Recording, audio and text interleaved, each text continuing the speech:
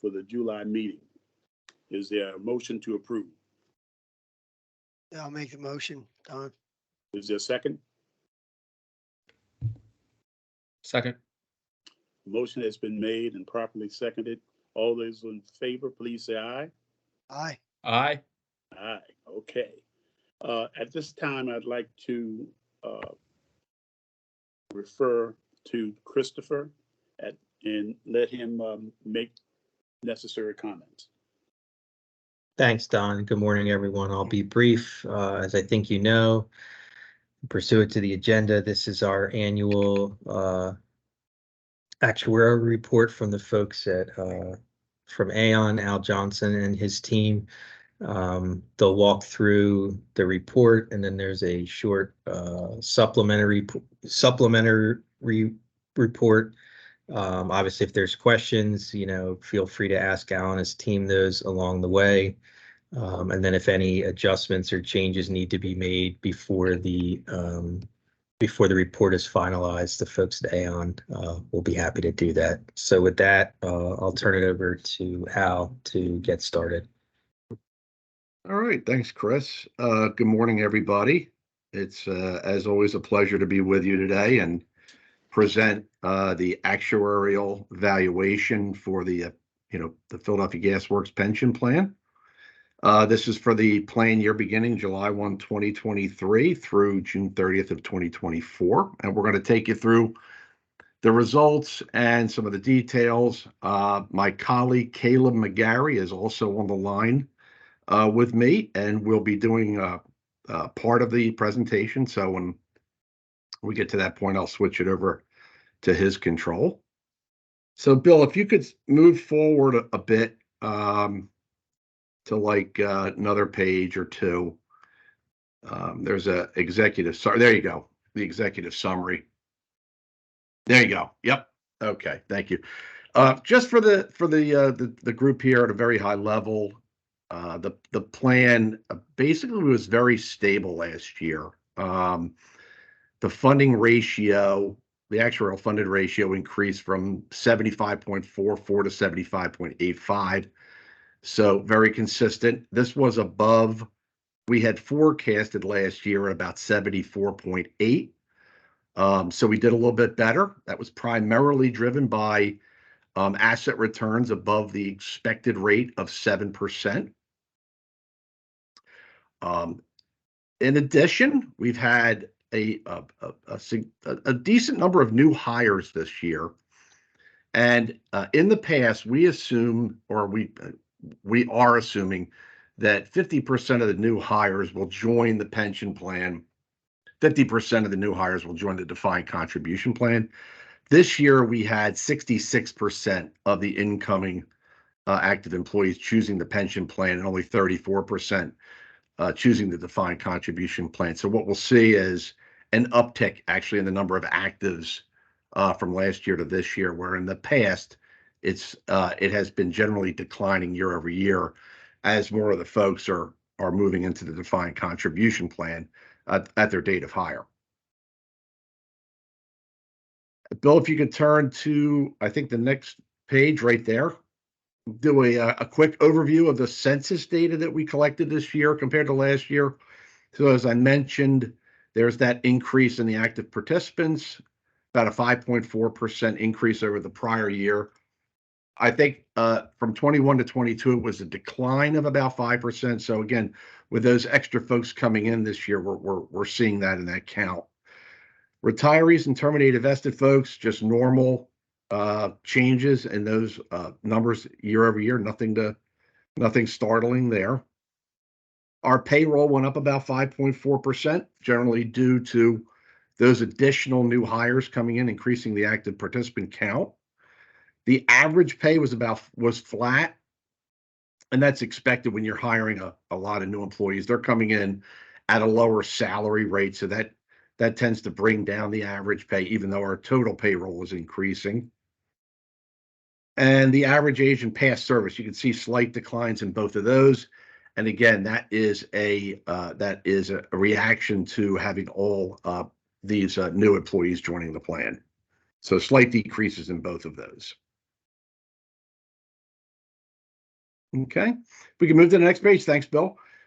Here's a summary of the contribution requirements, or the policy contribution, we'll call it, from last year to this year.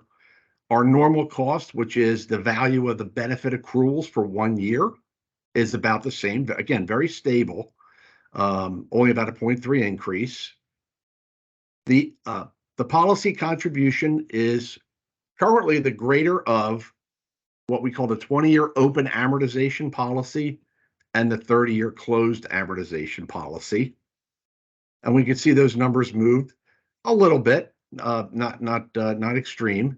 And what we're calling the directed contribution of 30 million. That's what we've been doing for about the last, I think 4 or 5 years now, rather than putting in that lower policy contribution. We've been directed by the city finance director to put in the 30 million. I'm suspecting we're going to do that again this year. We've indicated it there, but we'll still need to get a letter from the city finance director authorizing that. And then contributions as a percentage of compensation. Now, if we go down to the, what occurred year over year here. So we expected a 20-year, we're going to look at the 20-year policy since that's the larger of the two. We expected a contribution of about 26.5 million. It ended up being about 25.9 million. And so what were the causes of those changes? The first was initially, we assumed there would be no gain or losses in the year ending June 30th of 2023. And so we were amortizing, if you recall, we had a large asset loss in the prior year, and we were amortizing that through our actuarial value of assets. So that's why we assumed 26.5 million. However, we had a solid investment return during the year ended June 30th of 2023, and that helped bring that expected contribution down by about 0.5 million, or 0.5% of pay. And we had a slight actuarial loss on the liabilities of about 4.5 million, which is about 0.5% of the liability. So that's very, very close to being spot on with our actuarial assumptions. But that increased that expected contribution by about 0.4 million, or 0.4% of pay, leading us to the $25.9 million 20-year contribution for the plan year ending June 30, 2024. So any questions on that? Again, what we're seeing there is a lot of stability year over year, minimal actuarial gains and losses, and an asset gain that helped improve results just a bit. If we look at the liabilities, the unfunded actuarial accrued liability, which is the liability that you use for your funding policy, minus your actuarial value of assets, and we'll talk a little bit more about actuarial value of assets shortly. Just a slight decline there. Again, the asset return helped bring that down a little bit, offset by that small liability loss that I showed you on the previous page. The actuarial present value of accumulated plan benefits, invested accumulated plan benefits, what that is that's really your liability for all the benefits that have been accrued as of the valuation date of July 1, 2023, without any projection of future service or future salary. So this is what everybody has actually earned in the plan to date. And again, just minor changes year over year, slight growth. Their pays are going up a little bit, and their service is going up each year. In section 2 is the development of the actuarial liability. And this is the liability that you use actually for determining your funding policy and your cash contribution. We started out with about 806 last year. We increased that by interest cost and normal cost. That increases that liability, but we're reducing it by the benefit payments that we pay. And we're coming up with an expected amount of 807. We had that small actuarial loss of 4.5 million, which gets us to roughly 812 million actuarial liability at July 1, 2023. So all things considered, very predictable, very close to our what our projections were from last year. Al? Hi. Fran, yes. Yeah, hi, how you doing? Good. I just had one question. I Yep. know we got some clarification about last week, but are these underlying assumptions that you just reviewed on page 1 and 2, and I guess page 3, based on the 20-year only? So would the $30 million contribution, which is considerably higher than the 20-year amount, change these underlying assumptions? And I know the 30 million is, we'll call it discretionary, right? It's not Right, part of the right. policy. Right, But correct. would that change these underlying assumptions is really what I'm saying. No, the actual assumptions that we use to develop the policy contribution, Fran, are we do an actuarial review of those assumptions every 4 years, and we tweak those based on the experience that we've seen over a roughly 4 or 5 year period and any expectations for the future. We did an actuarial assumption study in 2020. We made sweeping changes to the assumptions when we did that. We have another one scheduled for next year. And so, if those assumptions or the experience of the plan is different, or shows some differences from our actuarial assumptions that we're using, we'll make updates to those assumptions to be more aligned with what we've seen in the past and what we expect for the future. So that's the experience study you're talking about. Correct. Right. Right, but- And would that, for example, the 60% of people that chose the pension plan versus the 50% assumption, is that baked in anywhere, or will you just count this year as an outlier? The past year's an outlier. I think we count it sort of as an outlier. I don't know. It would be good to it would be nice to unearth a little bit of what drove those, that alteration from our 50-50 mix to more of a 2/3, 1/3 change. If we see that consistently, that certainly would impact our assumptions looking forward, right? Because we're going to assume more people are going to be entering the plan. I would say this year it's a 1 year blip, but we will need to monitor that, going forward. Okay. Thanks, Al. I appreciate it. Yep. On page, well, what we're looking at here is our two measures of assets. We have the market value of assets. That is basically what is in the trust, the trust value of assets, and that went up about 6.8% from last year to this year. Again, we had a good asset return, roughly 12.5% above our 7% assumption. And the actuarial value of assets went up, but not as much. That is a smooth value of assets where we take the ups and downs in the assets year over year and spread them over a 5-year period. So we don't get the full hit of any large loss or even any large gain in any 1 year, but we take that and spread that over 5 years.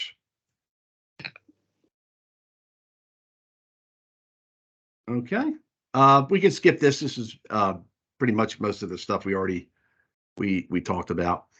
On the financial summary here page, showing you the reconciliation of the market value of plan assets. So we started out at 566 roughly. We have our employer. That's the PGW contribution of 30 million. Employee contributions are now entering the plan. New employees that enter are paying a 6% of their salary into the pension plan.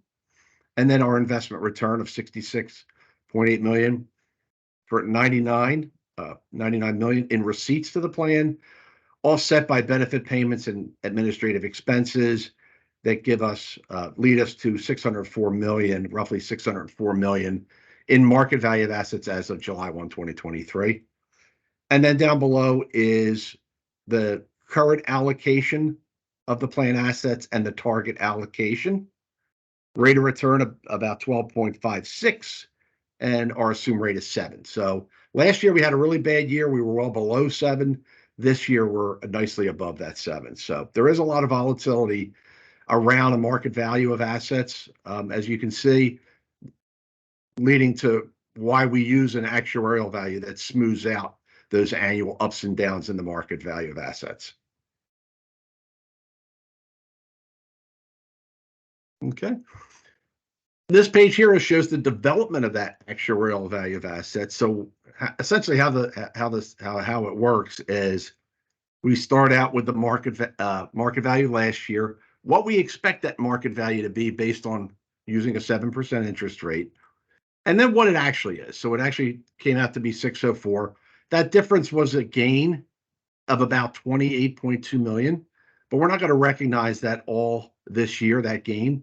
We're going to take 20% of that, recognize it, and we're going to defer 80% of that gain, or 22 million, to be brought into that actuarial value over the next 5 years. And you can see those other pieces, that large loss that we had in the financial crisis of the year ending 2022 of negative 127 million. So we're still deferring part of that. Now we've recognized 40% of it, 60% is yet to be recognized in the actual value of assets. So all those amounts deferred are added up and then taken out of the actual market value of assets to give us the actuarial value, which is 616 million. You can go back, Bill, real quick. There is a corridor around that the actuarial value can be no more than 120% or less than 80% of the market value. And the actuarial value is well within that corridor. We're at 102% of the market value. And these are the assets that we use to develop those policy contributions, not the market value. We use this smoothed actuarial value, which also brings a bit more stability to the policy contributions year over year. Can Okay. can I ask a question just real quick about the asset allocation Yeah. and some of the current allocation versus the target? Mhm. Just, you know, If you could especially back the up, Bill. alternatives looking, you know, not Yeah, even thank you. registering, and then the overweight in equities. Chris, can I defer to you for that question? This is something that we had chatted a little bit about.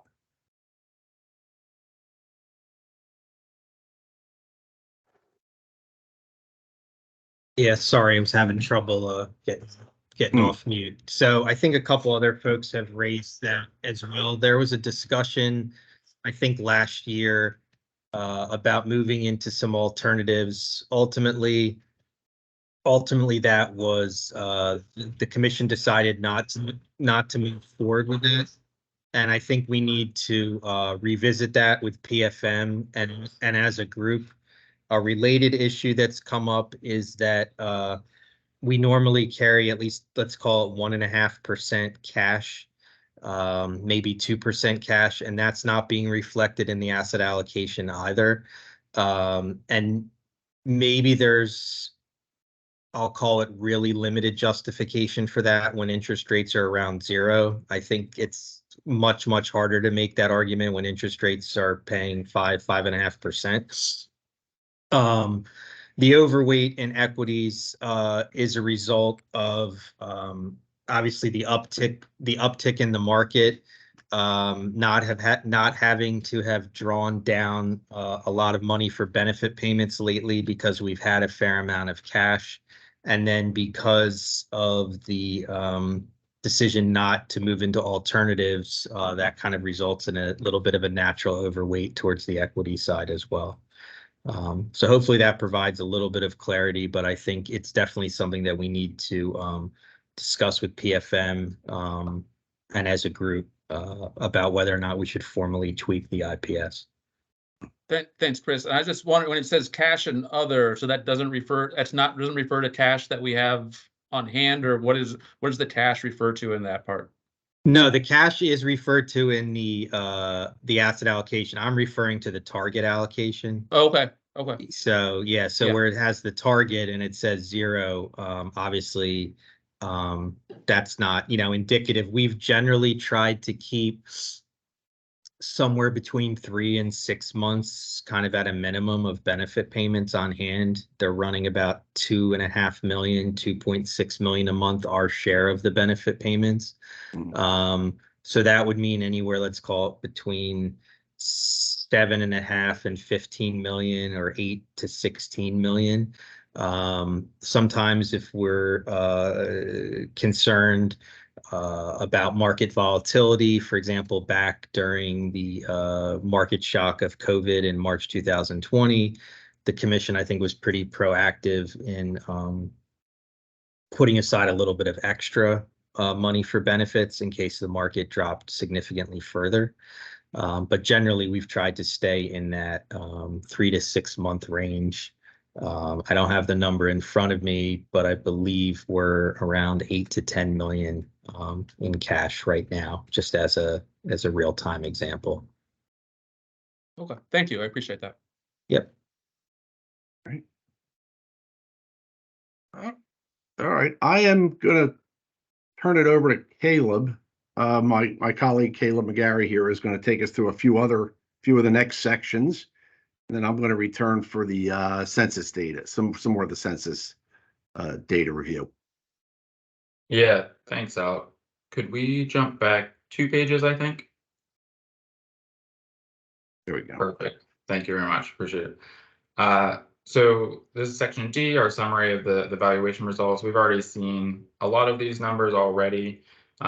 This just provides sort of a breakdown from the retired, vested, terminated, and active participants, as well as the total on the right-hand side. We've already covered the participants in the valuation. Line 2 is the projected annual benefits. So these are sort of fixed for the retired, invested, terminated populations. The active population is the projection under our actuarial assumptions, projecting that to those actives' future retirement date. So that's why that number seems a little bit high, making the total projected annual benefits $216 million. The present value of those projected benefit payments are $932 million. But for the actuarial liability, we're sort of looking at what's accrued to date. So we want to pull out those future accruals that have not yet been earned, which is what line 4 is doing. It's pulling out that $119 million of future accruals that those actives will earn. And then that gets us to our accrued actuarial liability at July 1, 2023 of $812 million that Al showed earlier. We've already seen our actual asset value of 616 and the unfunded of $196 million for the plan for as of 2023.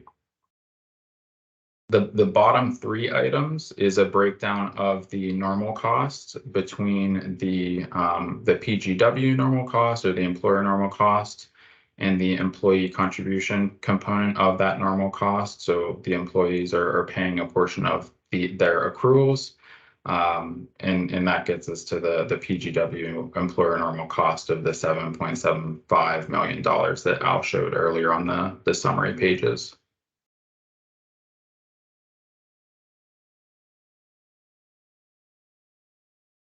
This is section E, so the development of the contribution levels that we showed previously.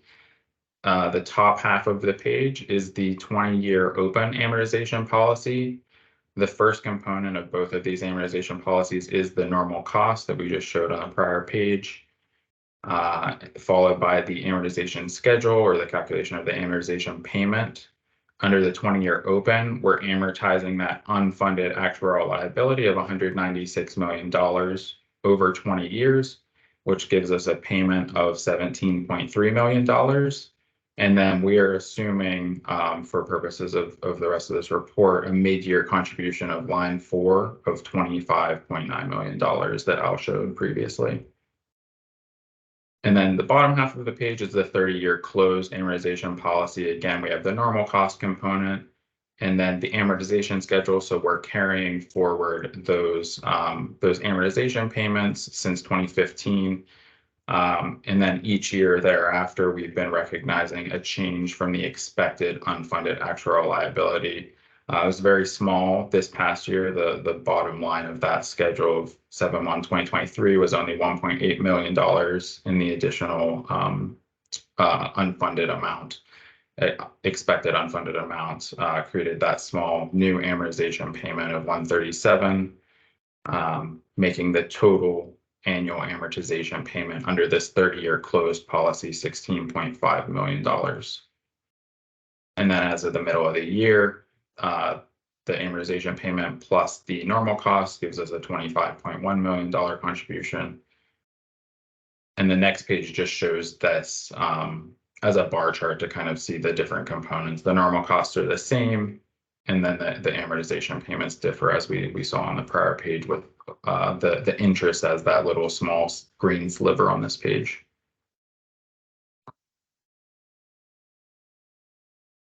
Section F is the actual present value of the accumulated benefits determined under the accounting standard 960. The item 1 is just the movement of the total vested benefits.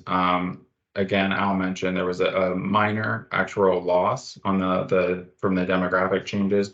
So that's the increase that we're seeing from the 741 to the 746. Line 2 is the non-vested benefits. Those have remained fairly stable. Even though we had this influx of new people this year, they came in, with non-vested benefits. They have very low service levels, so there's really not much of a movement on that non-vested component. And then that gives us the total actual present value of the accumulated plan benefits of the $765 million that Al showed earlier. The line 4, so this is under the market value of assets. So we saw a big jump up from the prior year because of the strong asset performance over the last year.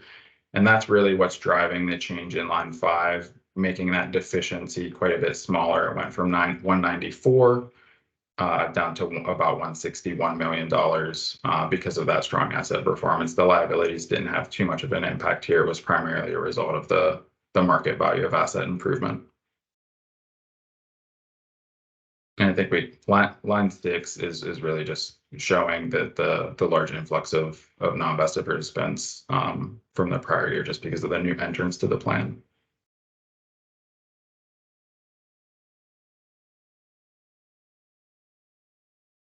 Section G is the estimated 10-year benefit payout projections.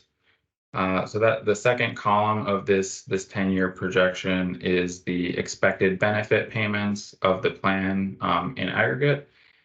The middle column is sort of offsetting some of that with PGW contributions using the maximum of the 20-year open amortization policy and the 30-year closed amortization policy. So those are those calculated contributions over the next 10 years. I just want to add this, and I hate to be repetitive, but when you say the maximum contribution is the 20-year, it's misleading because we've been contributing 30 million for the last 4 to 5 years. So I want to make sure that we don't use words like maximum. And I get that under the policy it's maximum, but the contribution has been 30 million for the last 4 to 5 years. So I just want to reiterate, all these assumptions that we're looking at are based on less of a contribution than has actually been contributed. So I want to make sure that everyone understands that, because the finance director has willingly put forward that extra money. And I want to make sure that it's not reflected in these projections.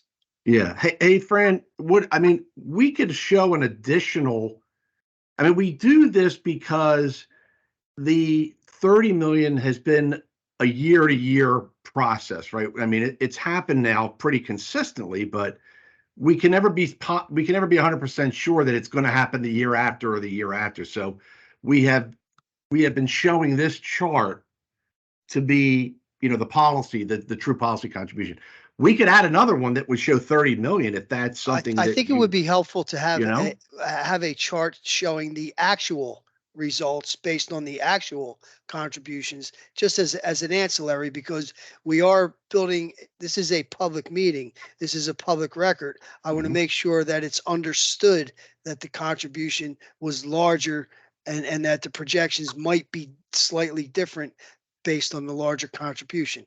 I know it's only roughly, $4.5 million. No, it'll make a difference though. Yeah, so I just want to put that on the record since I am the finance director's designee, right? Maybe So, what we could, right below this in our final report, we can show, assuming that a 30 million contribution is continued to be approved by the city, this is what this projection would look like. So we can have a side by side almost. Would that be something you'd want in the report, Fran? yeah, I think we could talk about that offline, Al, but I Okay. just want it to be on the record that the actual 30 million has been contributed. Yes. And that No, it- no. It will be Agree. contributed for the next fiscal year. Chris and I have confirmed that. Could there Okay. be a note or something in there that in the past it's been like, I know we've talked about that and above too, but that was the first thing that jumped out at me too with this is we're talking 30 million, but these numbers are different. And I understand that, Yeah. going above that makes it, it's in our favor. And so these are kind of conservative, but just a mention of something like in the past down there somewhere would be helpful too. We could definitely do that. I mean, again, this is, a projection out into the future. Right. So I didn't want to, take it for granted that 30 million would come in every year. The policy contribution has been, signed off on. So Fran, we can take it offline and we can determine the best way to bring that language into the report before we sign the final version. Could I ask a question about the 30 million? So Fran, is the 30 million a year by year decision made by PGW? Or is it a long-term decision made by them? It's a decision made in concert with PGW and the finance director, along and Chris and Chris also participates in that discussion.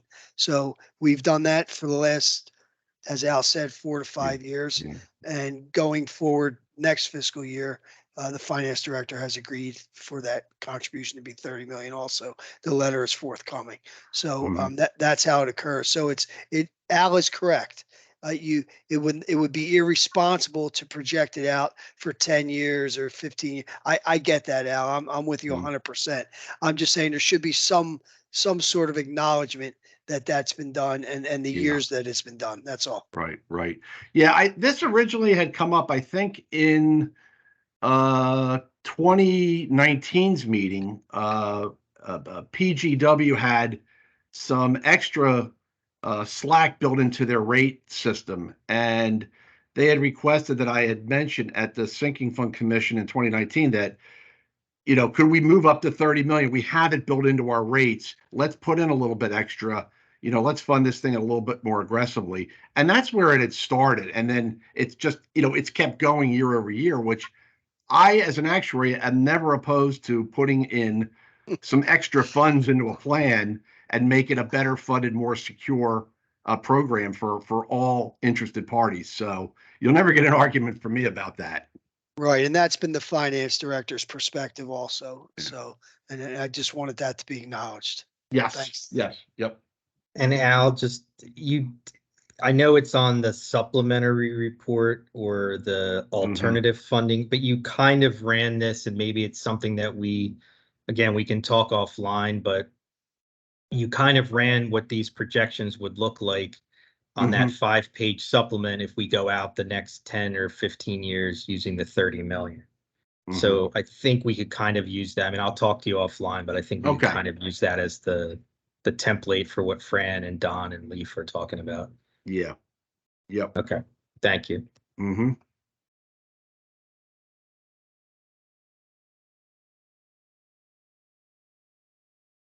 Yeah, good comments. Thanks for clarifying that. Just kind of rounding out this exhibit, we also have the employee contributions in the second to last column, and then expected benefit payments, obviously under the greater of those two contribution policy methods.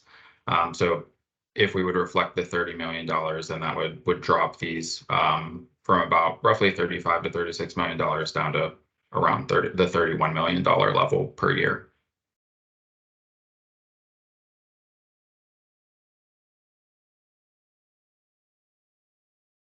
I think we can jump to the next page. So this is the schedule of funding progress since 2015. So we're showing here both under the market value of assets and the actuarial value of assets, just to sort of give you that perspective of how both have sort of moved year over year. And I think looking at the chart on the bottom half of the page might be a little bit of an easier way to digest this page. But the blue items on the chart below are the market value of asset funded ratio. So starting out at 72% back in 2015, there's been, especially a spike in 2021 because of the strong asset returns for that year, and followed by the drop that we saw in the prior year. And then this year we're up to about 74.5%. So about a 2% improvement since 2015 on the market value of asset basis. And then using the actuarial value of asset smoothed method, we've gone from 72%, and it's sort of remained a fairly stable increase since 2015, up to just under 76% of the funded ratio under that basis because of the higher actuarial value of assets, because we're still sort of smoothing in some of those prior gains and losses. And Caleb, if I may, I just wanted to congratulate the board, specifically Don, who predates me and the controller seat. I mean, it predates Leaf and Charles, but the controller seat, Don, and the finance director seat predating me, but especially Chris and working with PFM. This is good work, and this is good, steady progress. So the fund is in very good shape. So I wanted to congratulate those folks for the good work on the fund. Thank you. And just what the chart does also show is that using that market value, you do have a bit more annual volatility in that funded ratio, where that actuarial value really does tend to smooth out those year over year changes in the funded ratio. Yeah, that's a beautiful thing, Al, because volatility is our enemy, right? Yeah, right. Look, it's in a pension plan, it generally is. Yeah. Yeah, great comments. I think we can move to the next page then. And this is the calculation of the annual pension cost under that 20-year open and then 30-year closed amortization methods since 2015, sort of showing what those calculations have been. A lot of numbers on this page, but the unfunded actual accrued liability is the same under both of these methods. The amortization payment is sort of the big piece that is different, because we're calculating that amortization payment under both of these different methods. Normal cost employee contributions, those are both the same. And then the mid-year contribution obviously differs, because that's the amortization payment plus the normal cost, as well as some interest to move that to make that a middle of year contribution. The 20-year open has historically won, which I think we can see a little bit better on the next page, which has a chart showing that.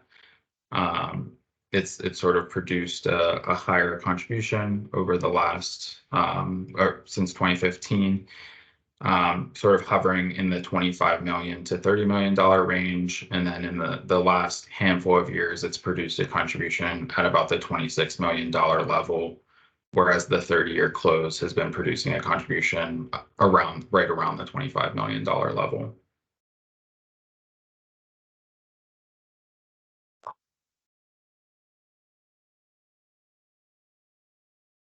So this is Schedule J, the schedule of the prospective funded status of the plan.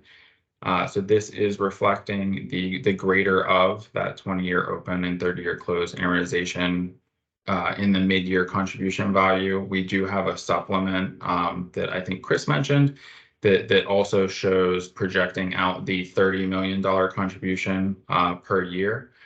But in the chart below, we can see under this greater of the 20-year open, 30-year close, the assuming actuarial assumptions are met, the 7% investment return is met, the projected funded status is expected to grow from the current level of about 76% up to about 81%. under this method. But reflecting the $30 million per year contribution, assuming that that would project out through 2032, the expected funded status under that would be about 85.5% versus the 81% that we see on this chart in 2032.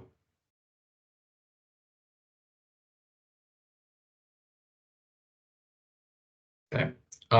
So this is section K. This is a new page. I don't think you've seen this before, but it's a new requirement under our actuarial standards of practice that we disclose this new low default risk obligation measure.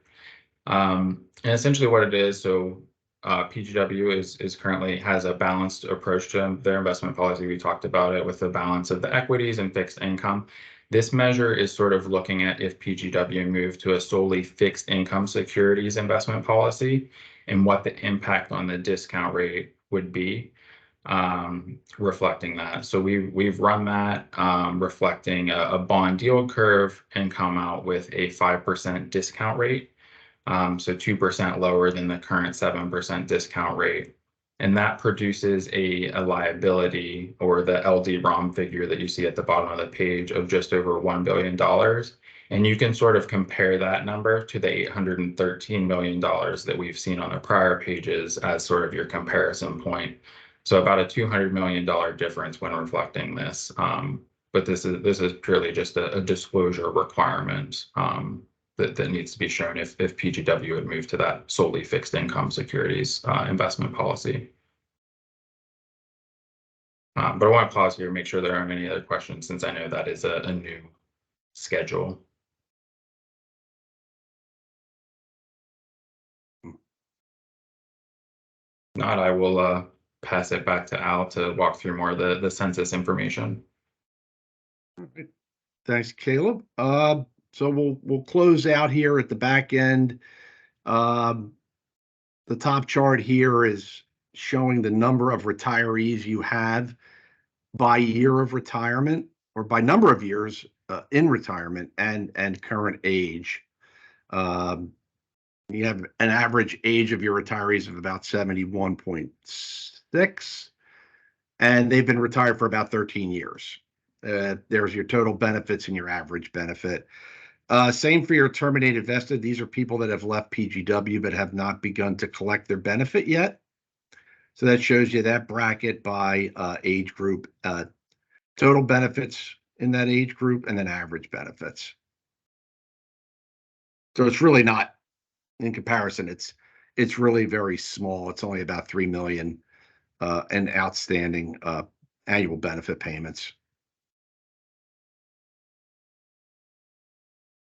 Okay, Bill, you can move to the next page.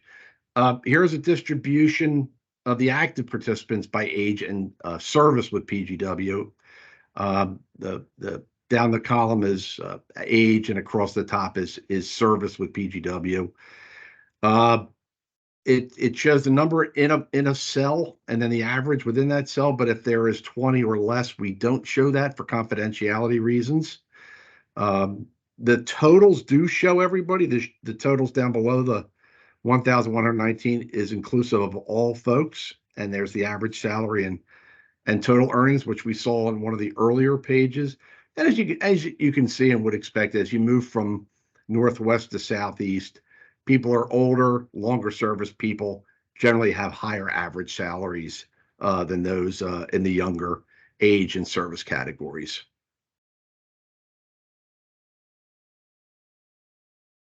Here's a graphic of your, to put it, give you a graphical sense, your active head count by service.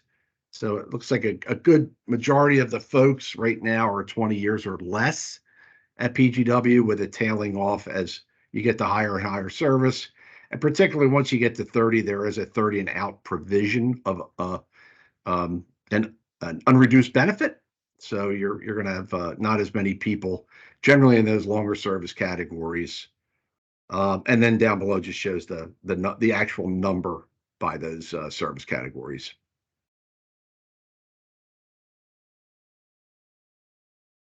Okay. And finally, here is a data reconciliation from the last valuation date to this valuation date. Just showing the ins and outs, nothing unusual here. Normal patterns of retirements, terminations. Again, we had 113 new participants come into this plan this year, so that's certainly a little bit above where we would have expected it. And there's really nothing else. It's really pretty normal changes in population year over year.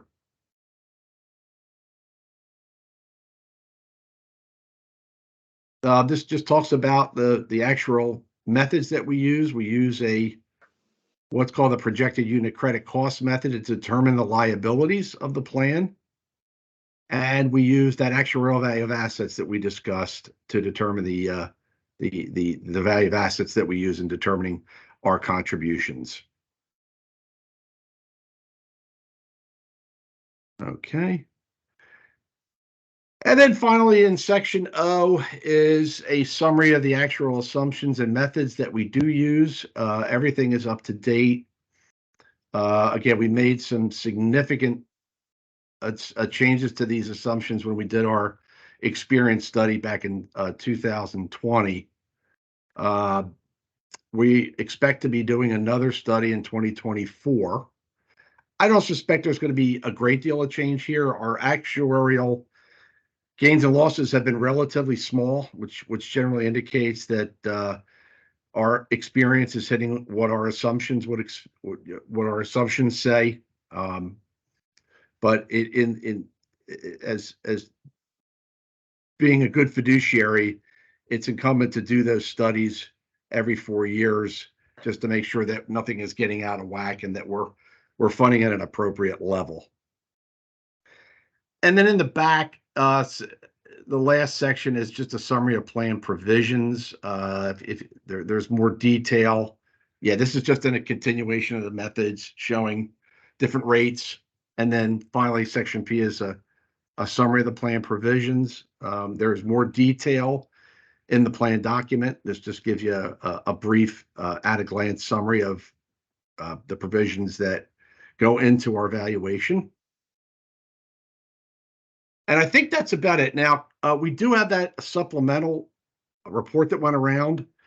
We had provided that report at the end of the cycle last year, but we thought we would include it with this year's valuation instead of waiting. And I think as Caleb mentioned, one of the charts in there is a projection under that $30 million contribution if that continues on for the next 10 years, and what that impact that has on your the funded ratio of the plan. If you want to bring it up, we're happy to go through it with you. I don't know how it's 10:20, so I think we're okay on time. And Chris, you have an investment. You're going to review the investments as part of this call as well. Yep. Okay, so we don't want to run past about 10:30, I don't think, for our part. I think we all have that chart out. I think, Yeah. and it's very helpful. As Kaylee pointed out, it's Mhm. it's the difference in the funding percentage down in the, each particular year. I mean, there's some difference in some underlying numbers. So it's what we would expect. Yeah. Okay. So if you need to, if you have any questions on it, you can certainly email myself, Caleb, or give us a call if there's any questions on that. We'll circle back with you on that one page and how we want to present that in our final report. The page with the that we discussed.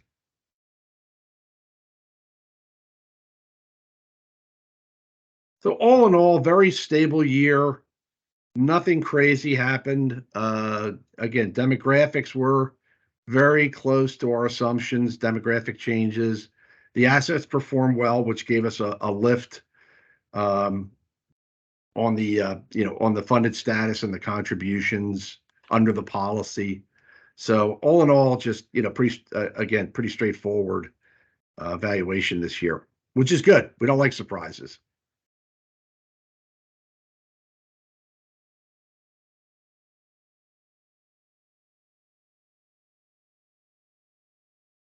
Does that conclude the report? Don, that does conclude the report unless anybody has any questions. Are there any questions? Well, let me thank Al and Caleb for their presentation. Extremely well done. We really appreciate it. Thank you. Yeah, thank you, Alan Caleb. Very good. Very good. Thank you. Great to Thank be you with you both. folks today. Okay, we're gonna move on to the next agenda item. And I guess I was remiss that I didn't recognize Mr. Erickson. Welcome. Look forward to working closely with you. Thank you. You're welcome. Next item is the July, August investment performance report. Yeah, and I'll turn it over to PFM momentarily to go through the July numbers and then any preliminary August numbers they might have. Just by way of update, the total assets in the plan as of this morning are a little north of $593 million. That includes just under $8 million in cash, or roughly 3 months of benefit payments.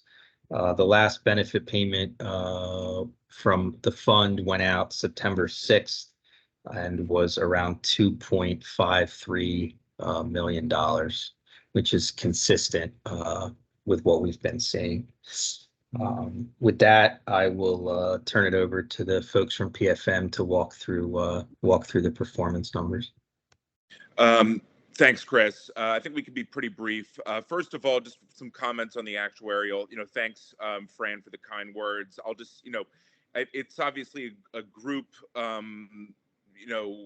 exercise, and I think it just speaks to the long-term perspective that everyone on the board and staff and us and Aon have to this plan. Lowering the discount rate when it's feasible. Making excessive contributions, not paying too much of an eye to near-term volatility, et cetera. So, we've seen the net results. With that, Floyd, if you want to take a minute or two to talk about, the last month or two of market movement. Hi, everybody. Just real quickly, you had a really great July, started off, which was a continuation of what you've seen for the first half of the year. August was definitely a slowdown. If you think about the dog days of August, within baseball, you saw it within the markets.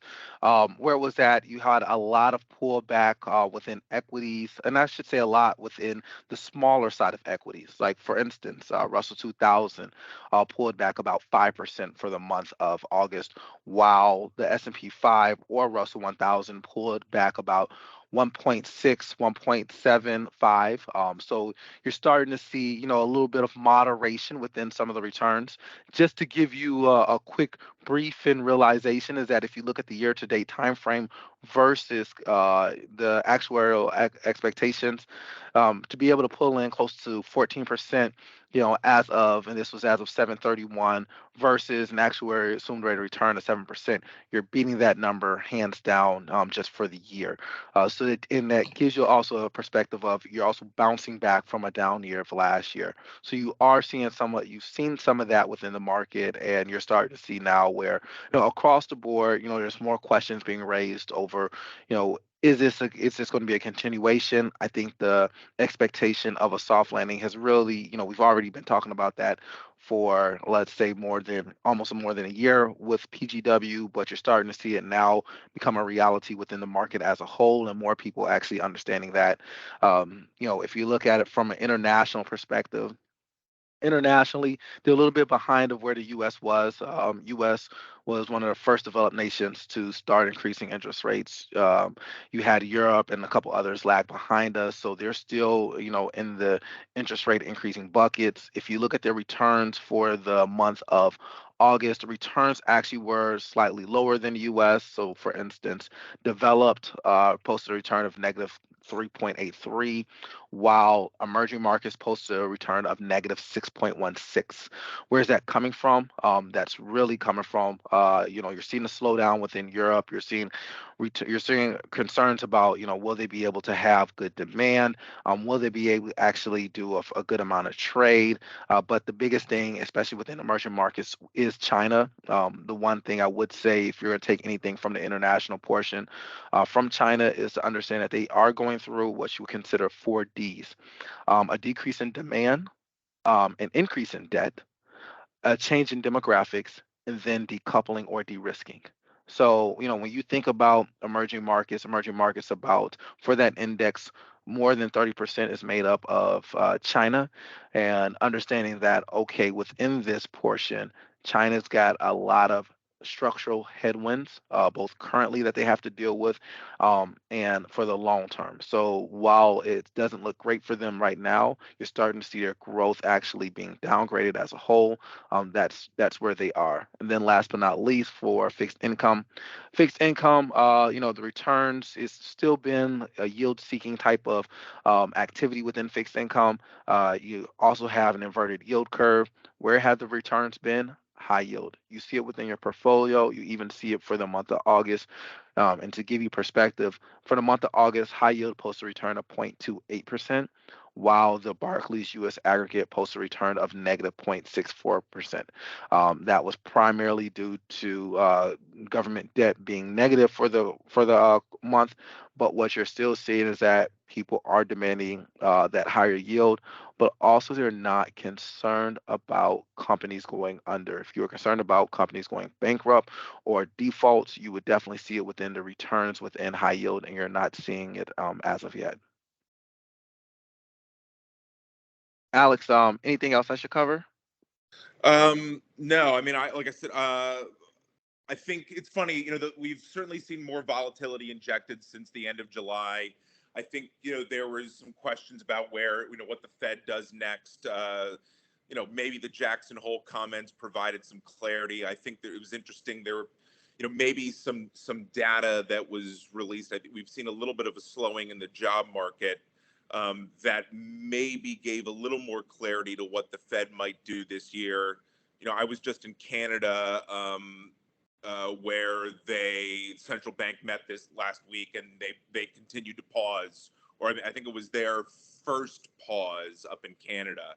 Again, maybe a little bit behind the U.S., but similar. So, we're still on. You never know what the Fed will do, but like you said, and then again, I think this week even there was some economic data released that indicated, the soft landing is, remains on track. So, I think we continue to play the delicate sides of events, but it's, things are generally positive. Consumer strength remains high. Corporate earnings were relatively strong this summer. So, yeah, that's where we are. Any questions before we jump into performance briefly? If not, you can see it there. This is for the month of July. Again, net of fees up 2.8%. Nice return. A lot of it coming from overweight to equities and an underweight to fixed income. Active management, I think, was also generally remains a decent contributor, particularly in international equity. Small cap, despite a decent slip by Copeland this month, they remain pretty strong year to date and over trailing periods. But PineBridge continues their recovery, close to the benchmark year to date, but certainly over the last couple of years has been doing what we expected. I mentioned a miss by Copeland. A rising rate environment does impact dividend stocks. Not that it's a dividend growth strategy. We do feel they should be benchmarked against the Russell 2000. But again, I think, a rising rate can have, some enhanced volatile effects on dividend stocks. Another slight underperformance from the S&P 600 index fund. That's something we still have conviction in keeping, the all cash flow positive, higher quality 600 index in there. I think we skipped international equity, but most of those, I think if not all the actives outperformed for the month, are doing fairly well on a year-to-date basis. That we have a higher concentration of active there. There's no overweight to emerging markets, and letting the actives themselves determine, exposure to not just, country sectors, but, the individual names there. And then on this page, fixed income, again, not a lot of yield to be found in the traditional sectors. Most of the actives right on top of or slightly ahead of the benchmarks. Sky Harbor, again, contributing from a sector contribution standpoint, well into positive territory, slightly behind their benchmark over most trailing periods. We continue to have conversations with them. In this environment, they're not stretching for yield, and we think that's appropriate. I don't think we're expecting, as Floyd said, a mass uptick in defaults, but given it's a inherently riskier asset class, it's the profile of Sky Harbor provides some insurance, or would hope to provide some insurance against a unexpected downturn in high yield. So I think we're pretty pleased with where things sit. Again, asset allocation remains overweight. Let me see if I can bring this. I just have it on. Yeah, as of yesterday, or 9/12. So as of yesterday, I have $594,656,581.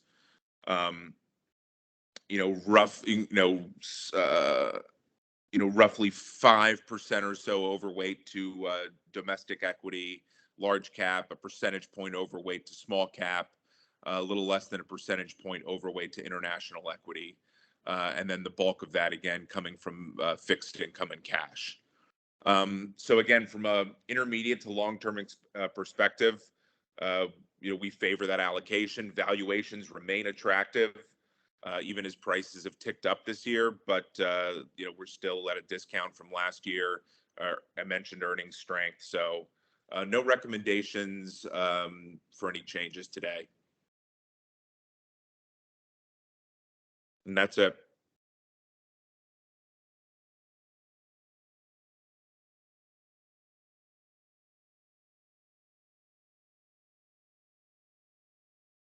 Oh, Don, you might be on mute.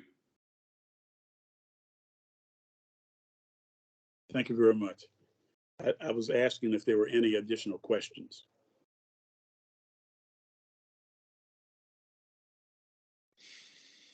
All right. Thank you for the presentation, Floyd. Thank you. Let's see here. The next thing on the agenda is new business. Do we have any new business that we need to cover this morning? I don't believe so.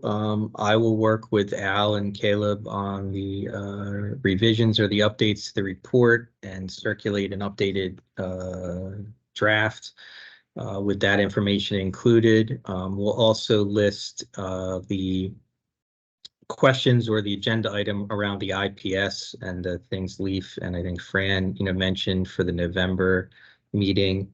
And then lastly, we'll circulate the August performance report within the next few days when that's finalized. But those were just announcements. No new business from me, Don. All right. New business from anyone, any other board member? Not me, Don, thanks. Okay. Well, is there a motion to adjourn? I would love to make a motion to adjourn. So moved. Thank you all. Have a good. Thanks. Have a Thanks, good day. everybody. Thanks, you, everybody. everybody. Have a good Bye-bye. have a good day. Al, thank you. Caleb, You thank you. got it. Thanks, Fran. Take care. Thank All you. right, take care. Before everyone leaves, Mr. Fran, can I get your email address for me, please? My email, Francis, FRANCIS .BIELLI, BIELLI @phila.gov, PHILA.gov. Okay, thank you so much, Is that sir. good? You're welcome. Bye-bye. Bye-bye. Take care.